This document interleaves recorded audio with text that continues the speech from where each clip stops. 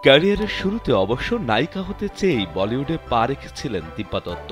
একে একে কাজ করেছেন শাহরুখ খান থেকে শুরু করে ইরফান খানের মতো বড় তারকার সঙ্গে। শুরুতে নায়িকা হতে না পারলেও পার্শ্ব চরিত্রে বেশ নজর কেড়েছেন ভক্তমহলে।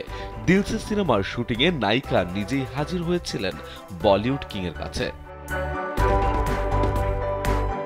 ছোটবেলা থেকেই অভিনেত্রী হওয়ার স্বপ্ন দেখতেন দিব্যা। সুপারস্টার অমিতাভ বচ্চনকে ভালো লাগত তার। তখন থেকেই ঠিক করে নিয়েছিলেন নিজেকে কোথায় দেখতে চান তিনি। সেই মতোই এগিয়ে গিয়েছেন এই অভিনেত্রী।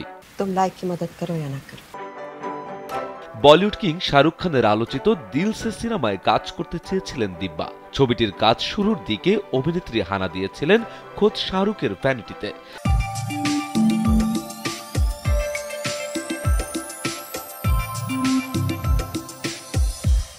সিনেমায় তাকে যেন সুযোগ দেওয়া হয়, সে কারণেই নায়কের তদবির দরকার ছিল তার। অভিনেতা তার হয়ে সুপারিশও করেছিলেন নির্মাতা মণিরত্নমের কাছে। তবে আশাহত হতে হয় দিব্যাকে। সিনেমার মূল নায়িকা মনীষা কৈরালার মুখের গড়নের সঙ্গে দিব্যার বেশ মিল থাকায় বাদ পড়ে যান তিনি। অভিনেত্রী হওয়ার স্বপ্ন গুটিয়ে যাচ্ছিল দিব্যার। তারকাদের ভিড়ে নিজেকে হারিয়ে ফেলেছিলেন তিনি।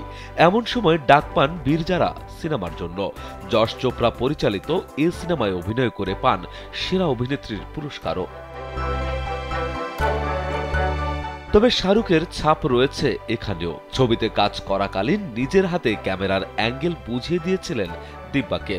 অভিনেত্রীর কথায় খুব যত্ন করে বোঝাতেন আর বলতেন, চটপট শিখে নাও, সব ছবির শুটিংয়ে অ্যাঙ্গেল বোঝানোর জন্য আমি থাকবো না।